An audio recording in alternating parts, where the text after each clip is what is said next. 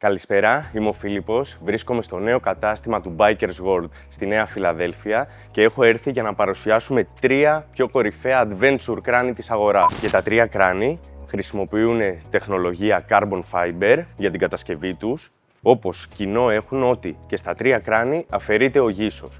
Επίσης, μπορεί να αφαιρεθεί και η ζελατίνα για να προσθέσουμε μάσκα για off-road.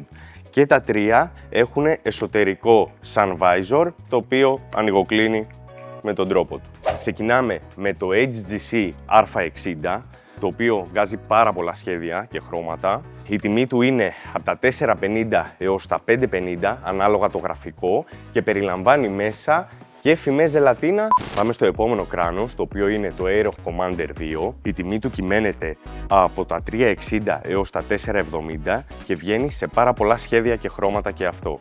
Είναι ένα από τα οικονομικότερα της κατηγορίας Adventure. Και κλείνουμε με το NEX-X WED 3, το οποίο η τιμή του κυμαίνεται από τα 390 έως τα 680 σε πάρα πολλά σχέδια και χρώματα, εκ των οποίων σε κάποια γραφικά περιλαμβάνει και φημέ ζελατίνα. Το κουτί επίσης περιλαμβάνει βάσεις για κάμερες είτε μπροστά είτε για το πλάι. Και τα 3 κράνη υπάρχουν σε μεγάλη ποικιλία χρωμάτων και μεγεθών, τα οποία μπορείτε να βρείτε στο κατάστημά μας στη Νέα Φιλαδέλφια είτε στο e-shop μας. Και τα 3 κράνη αυτά πρόκειται για τα καλύτερα της αγοράς στην κατηγορία τους. Μείνετε συντονισμένοι στα κανάλια μας για περισσότερα βίντεο. Σας ευχαριστούμε πάρα πολύ.